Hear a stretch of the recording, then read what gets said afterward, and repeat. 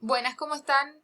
En la clase de hoy vamos a hablar sobre Babilonia, de Armando Discépolo. Ustedes tenían ya indicada la lectura de esta obra y también de un artículo que hace una crítica a Babilonia.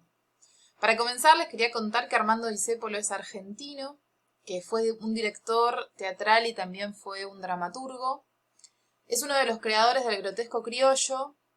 Y hay varias obras de él que son muy conocidas, como Estéfano, Mustafá, El Organito y bueno, Babilonia, que es la que ustedes conocieron.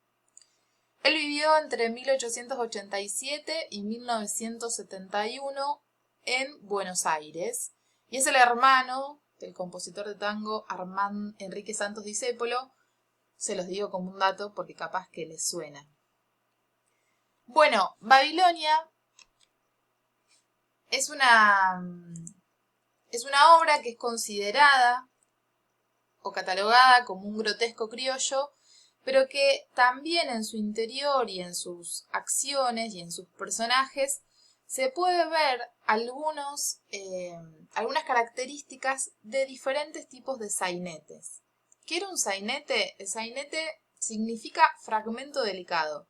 El sainete es una obra corta, cómica o burlesca, que servía como intermedio o entremés durante grandes actos de otras obras. Es decir, en una obra importante y más grande, que suelen dividirse en 3 actos, por ejemplo, lo que hacían es, cuando terminaba un acto, poner un sainete que hacía pasar el tiempo entre acto y acto. Por lo que ustedes podrán imaginar que era algo muy cortito. Existían diferentes tipos de sainetes y lo que se puede observar es que en Babilonia tenía características del sainete reflexivo. Lo que tiene el sainete reflexivo es que el motor de la acción es la honra social y hay una característica fundamental que es que el personaje no hace nada, como que está ahí detenido, lo que se llama inacción.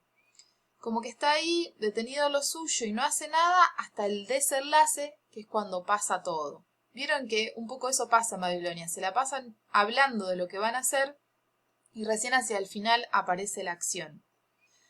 En el sainete reflexivo los personajes o los tópicos son siempre el engaño conyugal, los amores no correspondidos, las tensiones entre criollos y gringos, y aparecen mucho los personajes porteños y los personajes extranjeros tipificados, es decir, armados de una manera que se repiten.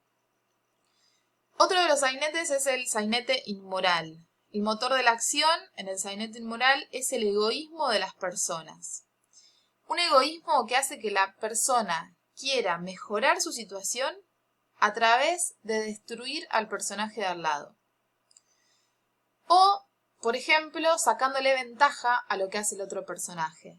Y esto también se ve un montón. Esto de querer permanecer o de querer ser mejor o de recibir más dinero a costa de pisar al otro. Bueno, lo engaño, así todos creen que él fue el ladrón, lo echan y yo me quedo con mi trabajo. Esto de que el fin justifica los medios. No importa cómo, pero yo voy a llegar. Y si en ese llegar significa pisarle la cabeza a los de alrededor, no importa. Y el último sainete es el sainete del autoengaño. El conflicto de estos tipos de sainetes se centra en un protagonista ridículo que no tiene conciencia de sí mismo, es decir, no se reconoce, no sabe quién es ni dónde está. Y acá esto lo podemos ver en estos personajes que no entienden que todos son trabajadores y están en el mismo lugar. Los personajes consiguen concretar una verdadera locura colectiva alrededor de la posibilidad de pasar de la pobreza a la riqueza en un segundo y no con un cambio radical. Bueno, otra cuestión del sainete de autoengaño es que se alterna lo cómico con lo patético. ¿Qué tiene de único Babilonia? Es que introduce algunas novedades estéticas que no habían sido vistas hasta el momento. Una es la alienación por el dinero. ¿Qué sería esto?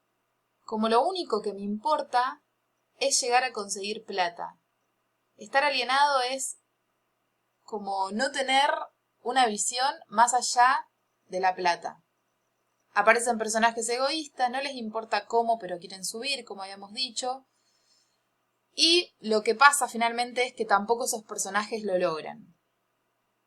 Otra de las novedades es que hay una intensificación del cocoliche, hay una mezcla absoluta de idiomas, hay un gran problema lingüístico, no se pueden entender, nosotros no entendemos cuando estamos leyendo, nos cuesta mucho, y eso lo que quiere expresar es el gran problema de comunicación que hay entre estos personajes.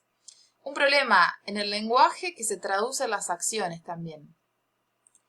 Otra de las novedades es que hay una gran nostalgia por el pasado, y lo extraño es que en realidad, en vez de unirlos, ese desarraigo que tienen de sus países, lo que haces es enfrentarlos. Extrañan su tierra, extrañan eso que tienen lejos, pero en realidad se sienten solos porque cada uno tiene sus propios recuerdos, su propio país, y se sienten solos en esos recuerdos. Entonces no pueden reconocerse como compañeros del otro, a pesar de que tengan muchos puntos en común.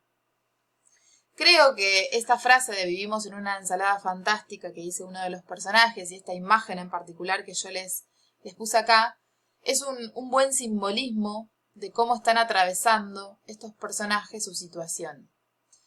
En vez de reconocerse como compañeros y poder reconocer la fuerza que pueden llegar a tener si se unen, lo que hacen en realidad es meterse en una olla y cocinarse todos juntos. ¿Qué pasa ahí con estos personajes que no se reconocen como compañeros? Como otro que podría ser uno mismo.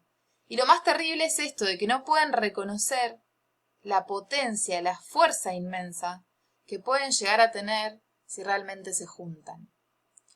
Y aparece esto de el hombre contra el hombre, del trabajador contra el trabajador, y cómo esa división y ese deseo de estar más arriba que el de al lado hace que nunca puedan salir adelante. Otra cosa que me parece, y para cerrar, importante para pensar es cómo aparecen los personajes entre arriba y abajo. Quienes están arriba, como más en lo que podría considerarse el cielo, y quienes están abajo en lo que podría considerarse el infierno.